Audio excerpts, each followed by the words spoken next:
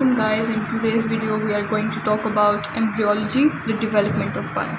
So इस series के अंदर मैं बेसिकली हिस्टोलॉजी, एम्ब्रियोलॉजी और फिजियोलॉजी के लेक्चर्स अपलोड करूँगी ताकि ये तीनों चीज़ें इकट्ठी हो सकें और कॉन्सेप्ट्स जो हैं वो क्लियर हो सकें। सबसे पहले आई जो है ना, इसे सेंट्रल नर्वस सिस्टम का पार्ट माना जाता है। क्यों? इसकी 3 से 4 रीज़न्स हैं और ये वाइवा में आपसे पूछा जा सकता है, उसका जवाब आपको आना चाहिए। रीज़न नंबर 1, डेवलपमेंट ऑफ आई से रिलेटेड। क्या आपको पता होगा कि जब आपकी न्यूरल ट्यूब बन जाती है तो उसके 2 एंड होते हैं, एक होता है सेफेलिक एंड और एक होता है कॉर्डियल एंड।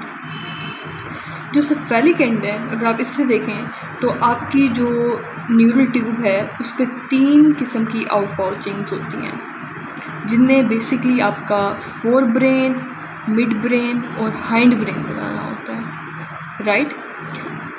इसके बाद जो बेसिकली जो टर्म्स इस्तेमाल की जाती हैं फोर ब्रेन, मिड ब्रेन और हाइंड ब्रेन के लिए, वो यहाँ पे इस लेवल पे यूज़ की जाती हैं। Prosencephalon for forebrain, midbrain के लिए मीजेंसेफेलॉन और हाइंड ब्रेन के लिए रोम्बेनसेफेलॉन। सो ये थी एक न्यूरल ट्यूब और इस पे ये 3 आउट पाउचिंग्स बन गई। ये वो पोर्शन है जिसने आपका आगे जाके स्पाइनल कॉर्ड बनाना है, राइट। फोर ब्रेन के लिए हम टर्म इस्तेमाल करते हैं प्रोजेंसेफेलॉन, ये सबसे ऊपर होगा। उसके बाद मिड ब्रेन आएगा जिसके लिए हम यूज़ करते हैं टर्म मीजेंसेफेलॉन और थर्ड पे है रोम्बेनसेफेलॉन।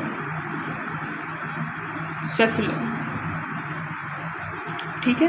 अब ये जो है ये बेसिकली प्राइमरी वेसिकल्स बने हैं आपकी न्यूरल ट्यूब के ऊपर। प्राइमरी ये जो सैक्स बने हैं ये आपका बनाएगा फोर ब्रेन, ये है आपका मिड ब्रेन और ये है आपका हाइंड ब्रेन। ये आगे जाके secondary out pouching, secondary vesicles बनाते हैं। तो प्रोजेंसेफेलॉन जो है आपका फोर ब्रेन, ये भी 2 आउट पाउचिंग्स देता है। मीजेंसेफेलॉन ही रहता है और रोम्बेनसेफेलॉन भी 2 आउट पाउचिंग्स देता है और नीचे स्पाइनल कॉर्ड वैसे ही कंटिन्यू हो रही है। तो ये जो प्रोजेंसेफेलॉन है ये 2 तरह के स्ट्रक्चर्स में डिवाइड हो जाएगा। जो ऊपर वाला पोर्शन है इसके लिए हम टर्म इस्तेमाल करते हैं टीलेनसेफेलॉन, उससे नीचे डायनसेफेलॉन। तो हम क्या कह सकते हैं कि telencephalon plus diencephalon equals to prosencephalon which is going to become your forebrain. अगर आप रिमेंबर कर सकें कि आपके फोर ब्रेन में हमने इनिशियल क्लासेस में मैट्रिक लेवल पे या ओ लेवल्स पे क्या पढ़ा था कि आपके फोर ब्रेन के अंदर आपका सेरिब्रम आता है, आपका जो है थैलेमस और हाइपोथैलेमस आता है, राइट। इतना तो सबको पता है। तो बेसिकली होता क्या है कि जो आपका टीलेनसेफेलॉन है इसने आपके सेरिब्रल हेमिस्फेयर्स बनाने हैं। जो आपको पता है आपके ब्रेन के ऊपर 2 सेरिब्रल हेमिस्फेयर्स होते हैं, राइट और लेफ़्ट, जो कि दोनों कार्पस कैलोसम नाम के कमिश्नर से जुड़े होते हैं। कमिश्नर क्या होता है कि जो राइट साइड ऑफ ब्रेन को लेफ़्ट साइड ऑफ ब्रेन से जोड़ता है वो कमिश्नर होता है। और कार्पस कैलोसम आपके जो ब्रेन का सबसे बड़ा कमिश्नर है जो कि बिलियंस ऑफ एक्सॉन्स पे कंसिस्टेड है, जो कि राइट ब्रेन को लेफ़्ट ब्रेन से जोड़ता है। क्योंकि राइट साइड से आने वाली इन्फॉर्मेशन जो है वो लेफ़्ट साइड पे चली जाती है और लेफ़्ट साइड से आने वाली इन्फॉर्मेशन राइट साइड पे चली जाती है। क्यों? क्योंकि जो फाइबर्स इन्हें लेकर आ रहे होते हैं वो इन मेजॉरिटी ऑफ केसेस क्रॉस कर जाते हैं या डिकसेट कर जाते हैं। तो दोनों जो सेरिब्रम्स हैं, हेमिस्फेयर्स हैं, इन दोनों के दरमियान में कम्युनिकेशन हो सके उसके लिए कार्पस कैलोसम यहाँ पे मौजूद होता है। इसके अलावा कुछ एंटीरियर कमिश्नर भी होते हैं। कार्पस कैलोसम वैसे तो पूरे आपके ब्रेन को कवर करता है, कम्युनिकेट कराता है, लेकिन आपका जो टेम्पोरल लोब है उसका कुछ एंटीरियर पोर्शन, एमिगडाला वाला पोर्शन जो कि इमोशन से रिलेटेड होता है, वो एंटीरियर कमिश्नर से जुड़ा होता है, कार्पस कैलोसम से नहीं जुड़ा होता। तो ये बेसिकली एक स्टडी भी थी, इसमें एक यंग बॉय का कार्पस कैलोसम काटा गया था। तो एंटीरियर कमिश्नर की वजह से जब भी कोई इमोशनल वो आंसर देता था तो उसके दोनों हेमिस्फेयर्स यानी स्टिमुलेट होते थे। तो स्टिमुलेट होने की वजह क्या थी? ये थी कि क्योंकि जो हेमिस्फेयर्स थे वो अभी भी एंटीरियर कमिश्नर से जो कम्युनिकेट कर रहे थे, बेशक उसका कार्पस कैलोसम कट चुका था। खैर, टीलेनसेफेलॉन आपका सेरिब्रल हेमिस्फेयर्स बनाता है। डायनसेफेलॉन के अंदर क्या क्या आता है? डायनसेफेलॉन के अंदर आपका थैलेमस, हाइपोथैलेमस, आपका एपिथैलेमस और आपका सबथैलेमस आता है। अब मैं इसकी डिटेल में नहीं जाऊंगी कि इसमें क्या क्या आता है। एक हल्का सा बता दूं तो थैलेमस आपको पता है कि रिले सेंटर है।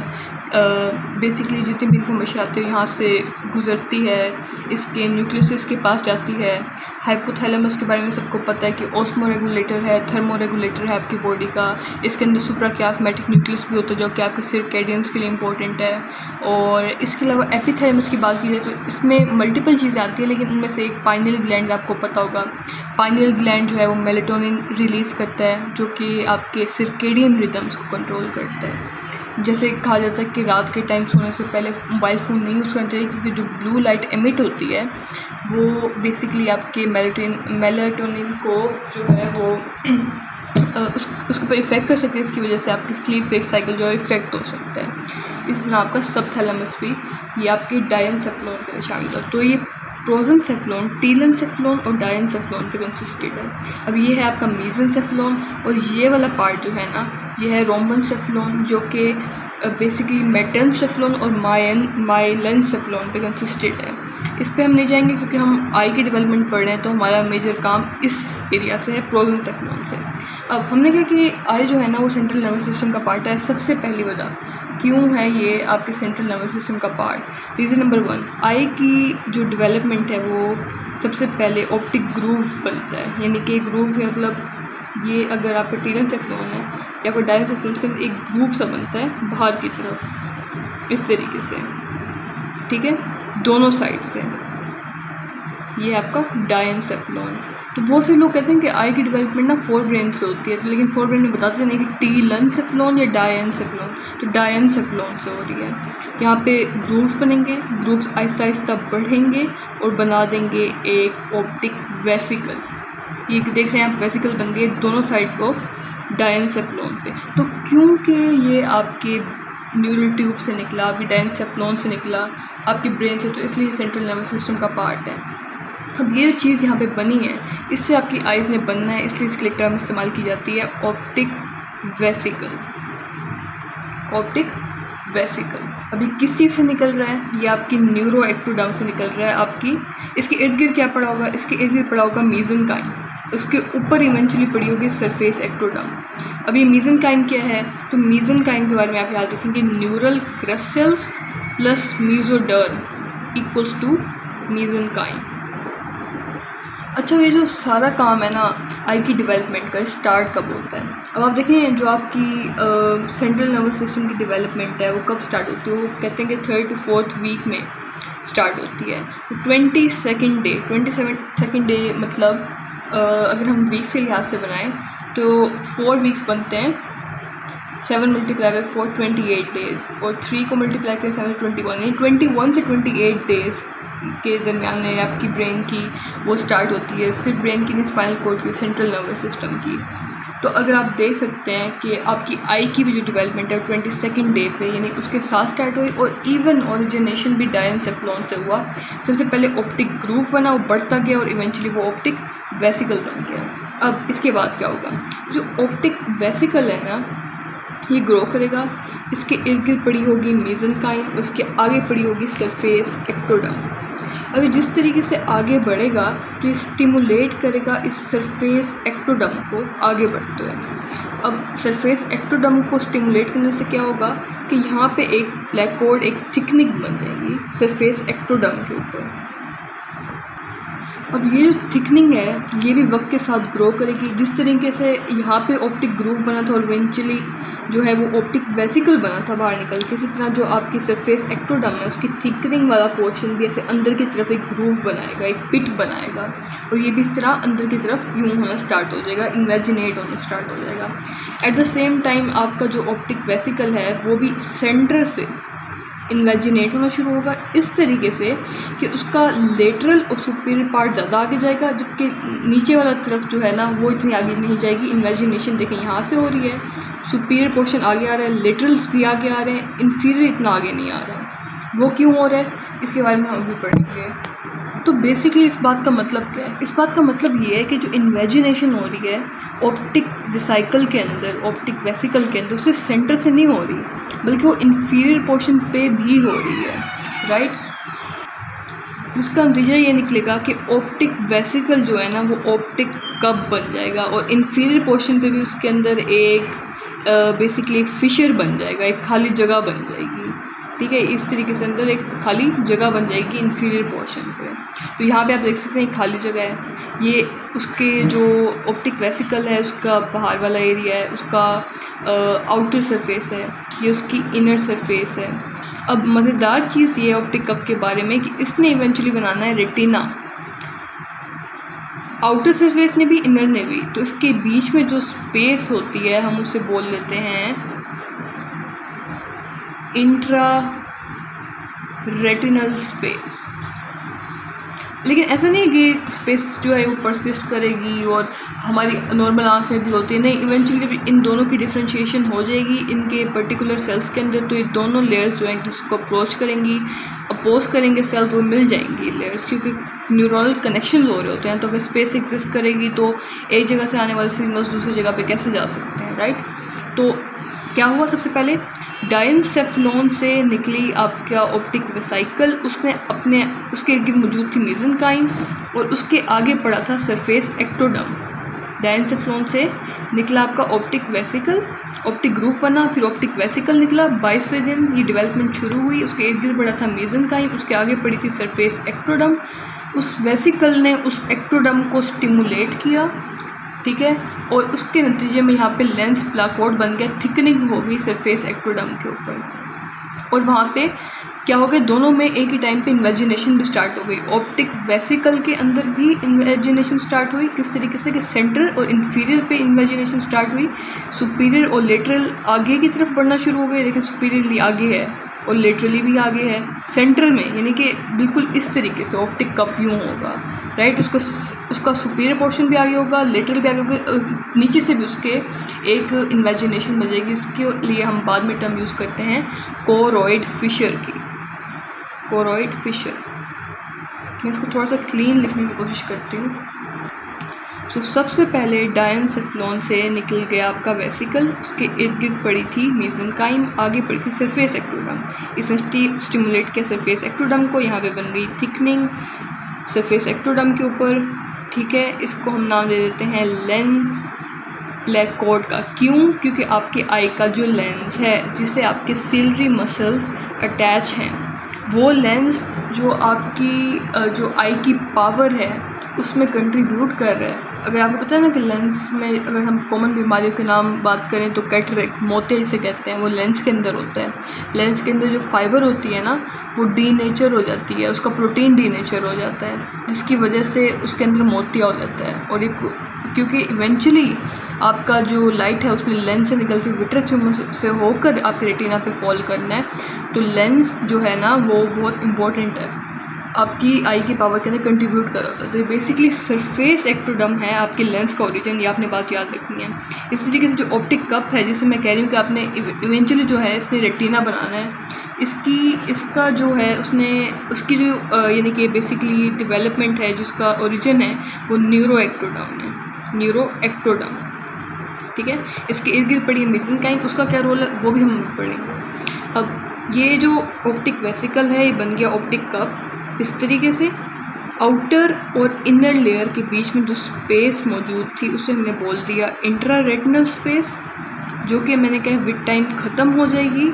दोनों जो यहाँ पे सेल्स डिफ्रेंशिएट होकर बन जाएंगी, दोनों लेयर्स वो उनके सेल्स आपस में अपोज कर जाएंगे, यानी आपस में मिल जाएंगे, ठीक है। ये वक्त के साथ ख़त्म हो जाएगी। इसी तरीके से जो सरफेस एक्टोडर्म पे प्लाकोड बना था, थिकनिंग हुई थी, वो भी इवेंचुअली इस तरीके से पीछे की तरफ पिट बनाना शुरू करेगी और इवेंचुअली आपका जो तकरीबन 5th वीक है ना उस पे जाके ये सरफेस एक्टोडर्म से अलग होके ऐसे बिल्कुल बंद होकर ऐसे वेसिकल बन के ये इमेजिनेट होता गया और इवेंचुअली ऐसे वेसिकल बन के अलग हो जाएगी और ये इस तरीके से ऑप्टिक कप के अंदर आ जाएगा। तो ये क्या है? ये आपका लेंस वेसिकल है, लेंस वेसिकल। अब इसकी पूरी डिफ्रेंशिएशन नहीं हुई, ये लेंस नहीं बना, ठीक है। अब ये सिर्फ लेंस वेसिकल है। इसका ओरिजिन क्या है? इसका ओरिजिन सरफेस एक्टोडर्म है। अब हम सेकंड ऑप्टिक कप के बारे में बात कर लेते हैं। तो ऑप्टिक कप को अगर आप देखें, इसका जो बाहर वाला पोर्शन है और ये है इनर पोर्शन, बाहर वाला जो पोर्शन है उसने बनाना है बेसिकली आपकी retinal pigment epithelium. Retinal pigment epithelium. अब अगर कोई पूछे कि रेटिनल पिगमेंट एपिथेलियम क्या है, तो रेटिनल पिगमेंट एपिथेलियम, अगर आपको हिस्टोलॉजी के लेक्चर्स आप अगर देखो तो आपको पता होगा कि जो कोरोइड लेयर होती है, सबसे पहले फाइब्रस कोट होता है आपकी आई का, जिसमें आपका स्क्लेरा और कॉर्निया आता है, राइट।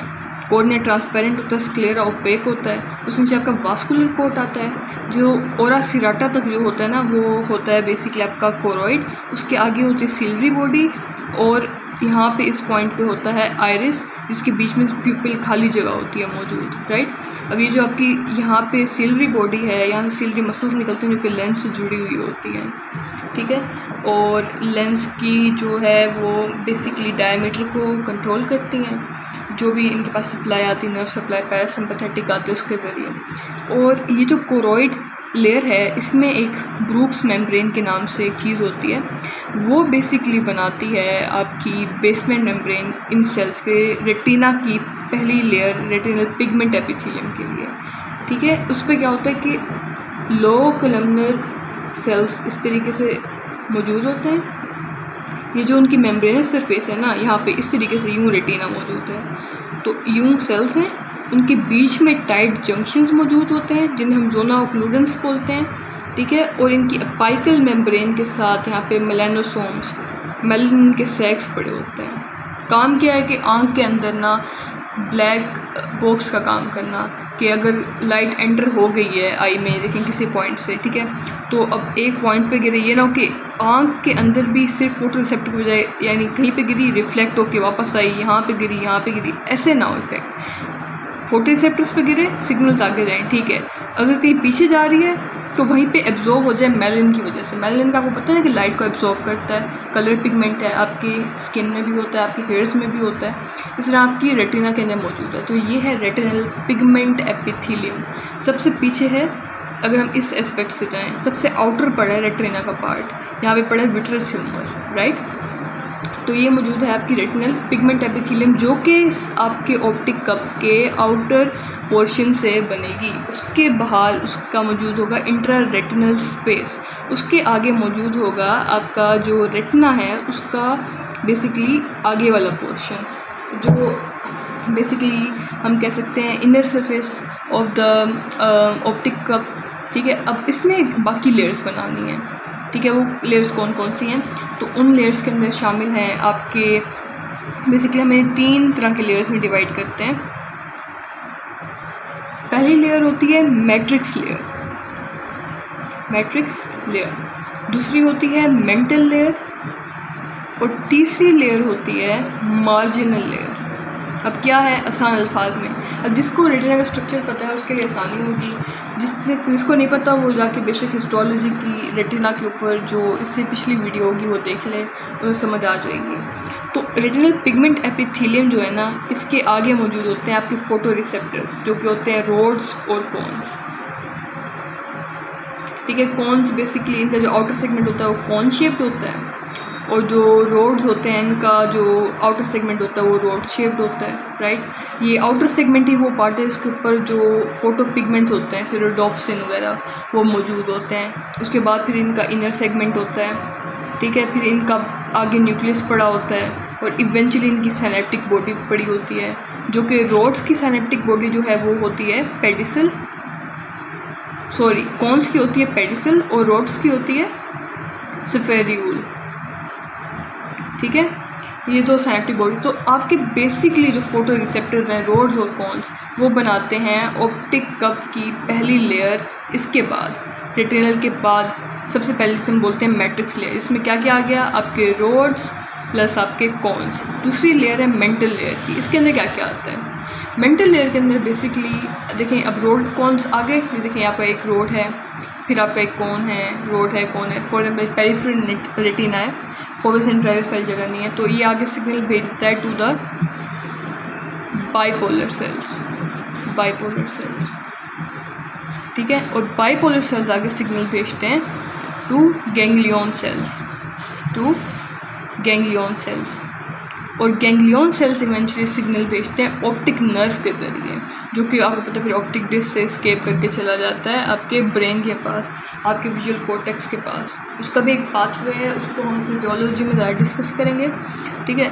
अब आपके रोड और कौन से गया बाइपोलर के पास और बाइपोलर से गया गैंग्लियन के पास। ये जो पूरा एक पाथवे है ना, इसमें रोड्स और कौन वाली लेयर को हम बोल देते हैं मैट्रिक्स, बाइपोलर और गैंग्लियन को हम बोल देते हैं मेंटल, और ये जो गैंग्लियन से ऑप्टिक फाइबर्स निकलते हैं जो कि इवेंचुअली ऑप्टिक डिस्क से निकलते वक्त अपना नाम लेते हैं ऑप्टिक नर्व का।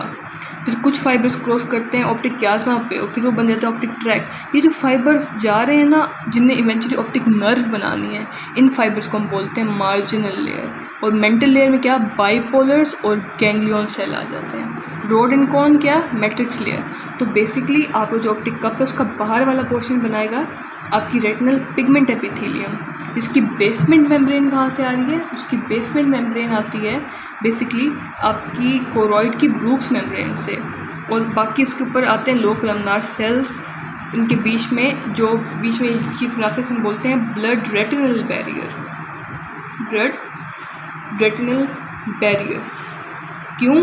क्योंकि रोड्स और कोन्स का जो आउटर सेगमेंट है इसमें रोडोप्सिन वगैरह चीज़ें पड़ी होती हैं, उनकी ब्लड सप्लाई यहाँ से आ रही होती है कोरॉइड से, और रेटिनल पिगमेंट एपिथेलियम की भी, बाकी सबकी सेंट्रल रेटिनल आर्टरी से आती है, ठीक है।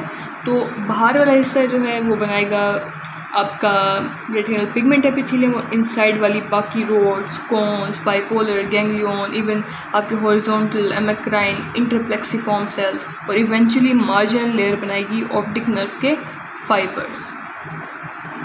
तो ये है कुछ इन्फॉर्मेशन कि ऑप्टिक कप रेटिना कैसे बनाएगी। तो रेटिनल डेवलपमेंट में आप चीज़ लिख सकते हैं कि ऑप्टिक कप जो है ना, बेसिकली ऑप्टिक साइकिल जब आपके सरफेस एक्टोडर्म को स्टिमुलेट कर देती है टू फॉर्म लेंस प्लेकोर, उसके बाद वो भी इमेजिनेट करना शुरू कर देती है, वो बनाती है ऑप्टिक कप।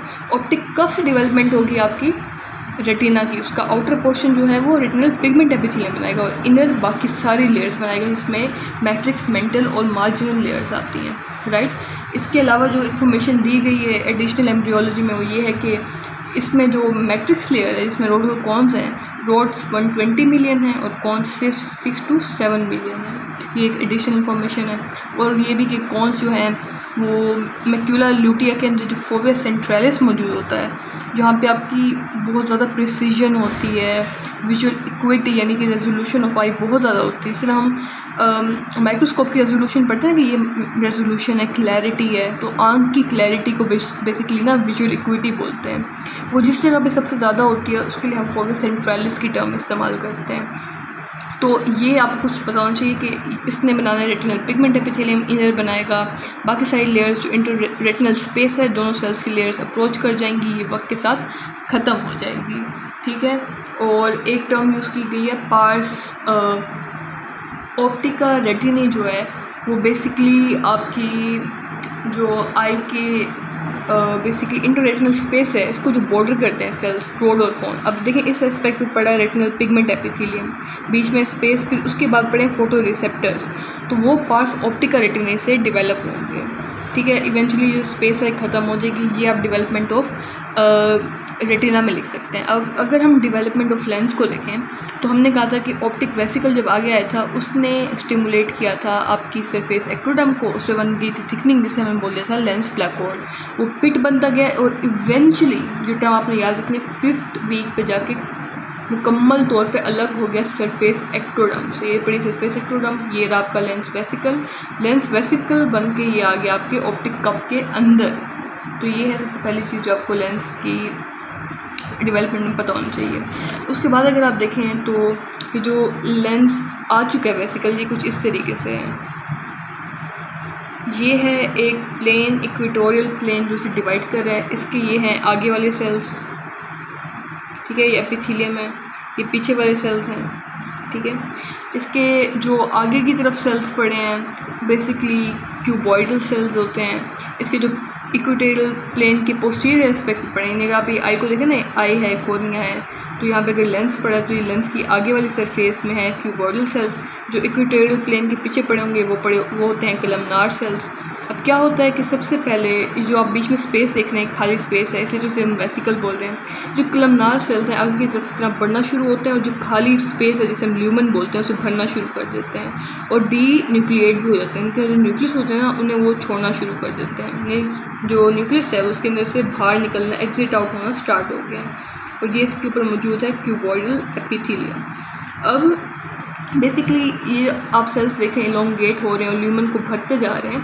ये इवेंचुअली एक तरह के फाइबर्स बनाते हैं लेंस के अंदर जिन्हें हम बोलते हैं प्राइमरी फाइबर्स। और प्राइमरी फाइबर्स कहाँ पे बने लेंस से? जो पोस्टीरियर एस्पेक्ट पे एपिथेलियम पड़ी थी उससे बने, राइट। इक्वेटोरियल प्लेन अगर हम ड्रॉ करें तो पीछे जो सेल्स पड़े थे वो इलोंगेट हुए, डी न्यूक्लिएट हुए या ई न्यूक्लिएट हुए, यानी उनका न्यूक्लियस निकल गया, एग्जिट हो गया, उनने खाली ल्यूमन को भरना शुरू कर दिया। जो फाइबर्स बनाए उन्हें हमने कहा कि प्राइमरी फाइबर्स हैं।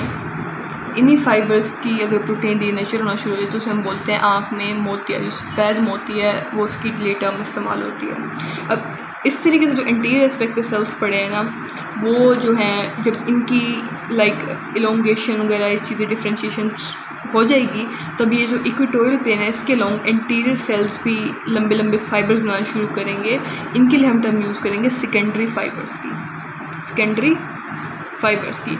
और ये जो इनकी डिफ्रेंशिएशन है ना वो होती रहती है, तो पैदाइश के बाद भी होती रहती है।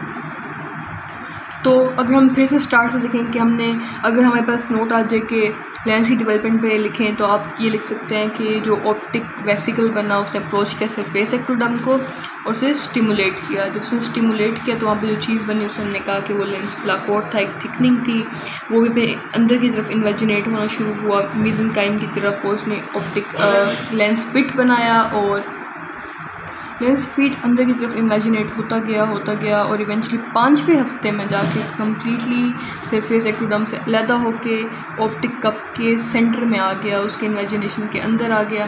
फिर भी उसकी डिफ्रेंशिएशन ख़त्म नहीं हुई। उसके जो इक्वेटोरियल प्लेन है उसमें इंटीरियर सेल्स जो आगे की तरफ बढ़ते, पोस्टीरियर सेल्स जो पीछे की तरफ थे, पोस्टीरियर सेल्स लंबे होते गए, ल्यूमन की तरफ बढ़ते गए, ल्यूमन को फिल करते गए।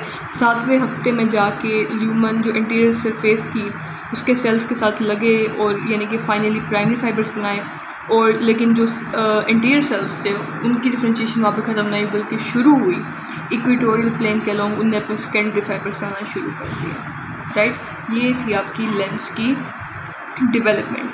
अब जो अगर हम ऑप्टिक कप को देखें ना तो हमने तो ये तो पढ़ लिया कि इसका आउटर सरफेस जो है ये वाले एरिया ये बना रहा है आपका क्या कहते हैं रेटिनल पिगमेंट एपिथेलियम, अंदर वाली जो है वो उसके फोटो रिसेप्टर्स जो कंडक्शन करा रहे हैं, रेडियल कंडक्शन सेल्स जैसे बाइपोलर सेल्स, गैंग्लियन सेल्स और ऑप्टिक नर्व के फाइबर्स, वो सारी चीज़ें बना रहे हैं। अब हमने कहा था कि यहाँ पे एक फिशर बन जाएगा क्योंकि यहाँ पे भी इन्वेजिनेशन इंफीरियर एस्पेक्ट पे भी थी, उसको हम नाम देते हैं बेसिकली कोरॉइड फिशर का, कोरॉइड फिशर का।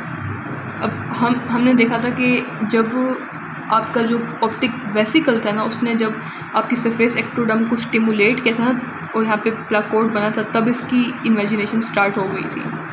अब तब से ये भी स्टार्ट हो गया था कोरॉइड फिशर जब ये बन गया। अब आप देखें ऑप्टिक कब बन चुका है, 5वें हफ्ते में लेंस अंदर आया पड़ा है, उसका मतलब कोरॉइड फिशर भी बना पड़ा है। अब नॉर्मल इंसान के अंदर ना कोरॉइड फिशर 7वें हफ्ते में कम्प्लीटली बंद हो जाता है। 7th वीक ऑफ डेवलपमेंट में ही फिशर बंद हो जाता है। अब देखिए खाली जगह है, एक ऑप्टिक कप है, यहाँ पे नीचे की तरफ खाली जगह है। अब इसके अंदर क्या जा सकता है, सराउंडिंग में मीजेंकाइम पड़ी है, वो मीजेंकाइम अंदर जा रही है, राइट। अब नॉर्मल इंसान के अंदर, नॉर्मल बच्चों के अंदर ये 7वें वीक में बंद हो जाता है। अगर ये बंद ना हो तो उससे क्या होता है, इस कंडीशन को हम बोलते हैं कोलोबोमा।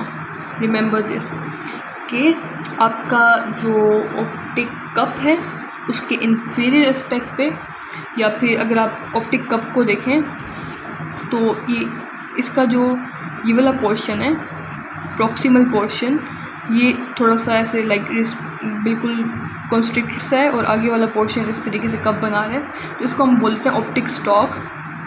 और ये आगे वाला पोर्शन है ऑप्टिक कप है, राइट। ये है ऑप्टिक स्टॉक और ये है ऑप्टिक कप। तो ऑप्टिक स्टॉक के वेंट्रल एस्पेक्ट के ऊपर यहाँ पर कोरॉइड फिशर मौजूद है और इसलिए 7वें हफ्ते में नॉर्मल बच्चों में बंद हो जाना होता है। लेकिन अगर ये बंद नहीं होता तो उस कंडीशन को हम कोलोबोमा कहते हैं। अब कोलोबोमा क्या है, कोलोबोमा बेसिकली एक सुराख ही है। अब वो किस चीज़ में हो सकता है, सबसे पहले आपके आइरिस के अंदर, ठीक है। अगर सबसे कॉमन यही है आइरिस का कोलोबोमा। देखो एक नॉर्मल इंसान क्या होता है कि ये है आई, ये है उसका वाइट पार्ट और ये है उसका आइरिस, बीच में है प्यूपिल। अब यूं ही होता है कि ये आपका आइरिस है, बीच में छोटा सुराख होता है प्यूपिल।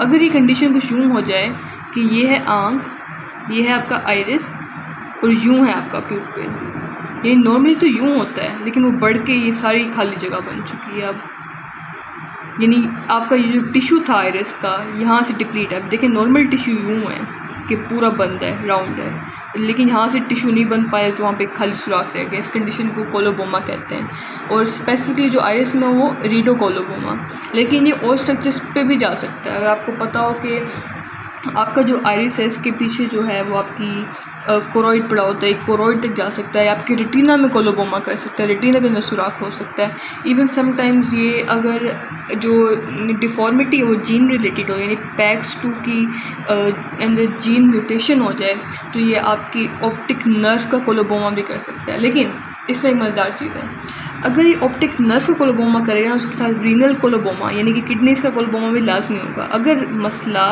पैक्स2 जीन के अंदर है तो रीनल कोलोबोमा होगा और ऑप्टिक नर्व का कोलोबोमा होगा, ऑप्टिक नर्व का कोलोबोमा। ये दो चीज़ें आपको देखने को मिलेंगी अगर पैक्स2 जीन का डिफेक्ट होगा। अगर कोरोइड फिशेस साथ में अपने बंद नहीं हुआ, सबसे कॉमन है आइरिस का कोलोबोमा। कुछ और स्ट्रक्चर्स तक भी फैल सकता है, कहाँ तक, रेटिना में जा सकता है, आपकी कोरोइड को अंदर कोलोबोमा कर सकता है। लेकिन अगर ये पैक्स2 जीन से रिलेटेड है, उस जीन के अंदर म्यूटेशन हुई है तो रीनल कोलोबोमा या ऑप्टिक नर्व कोलोबोमा कर सकता है। सो रेटिना और लेंस जो बहुत इंपॉर्टेंट है उसके बारे में हम पढ़ते हैं कि उनकी डेवलपमेंट किस तरीके से होगी। अब हम जिस चीज़ की डेवलपमेंट पढ़ने जा रहे हैं वो फाइब्रस कोट है आई का फाइब्रस कोट के अंदर क्या क्या आता है, बाहर वाले दो पोर्शन जो आपके आइरिस और प्यूपिल को कवर कर रहा है वो वाला पोर्शन कॉर्निया कहलाता है और बाकी वाइटिश पोर्शन जो है वो स्क्लेरा होता है। उनकी डेवलपमेंट कैसे होती है, तो कॉर्निया की डेवलपमेंट के लिए आपने याद रखना है कॉर्निया की टोटल 5 लेयर्स है ना।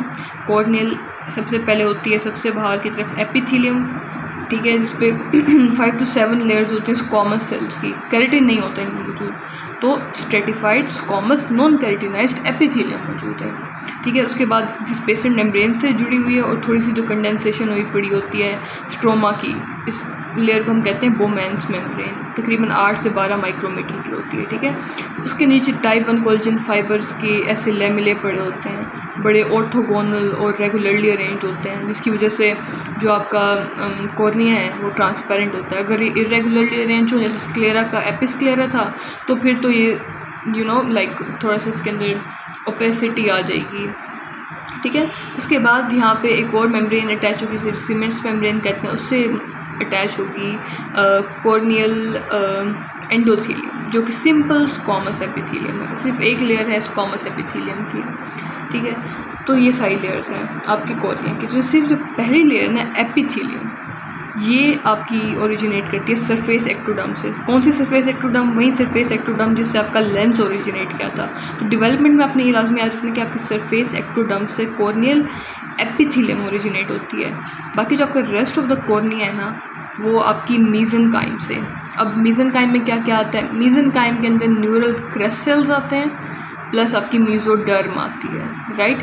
वो भी कुछ कुछ बुक्स के अंदर इसकी भी इंफॉर्मेशन दी हुई है कि जो बेसिकली स्ट्रोमा रीजन है ना वो आपका न्यूरल क्रस्ट सेल्स की वजह से बनता है, और कुछ बुक्स कहते हैं कि शायद जो एंडोथेलियम है ना वो मीजोडर्म की वजह से बनता है। जो आप करेक्ट फॉर्म यूज़ कर सकते हो, करेक्ट वर्डिंग अपने बुक के लिहाज से आप ये यूज़ कर सकते हो कि only the epithelium is made up of surface ectoderm while the rest of the cornea that includes the stroma and the endothelium is made up of mesenchyme. Simply आप यानी कि अवॉइड करो उस चीज़ को, यानी कि जो जिसकी आपको यानी कि कंफर्म ना हो, आपको इसके बारे में आपको कंफर्म ना हो कि वो चीज़ सही है या नहीं, तो खुद उन लोगों को कंफर्म नहीं है तो आप बस सिर्फ मीजेनकाइम की टर्म इस्तेमाल करो। आप ये बता देना कि मीजेनकाइम के अंदर न्यूरल क्रस्ट सेल्स और मीजोडर्म शामिल होती है।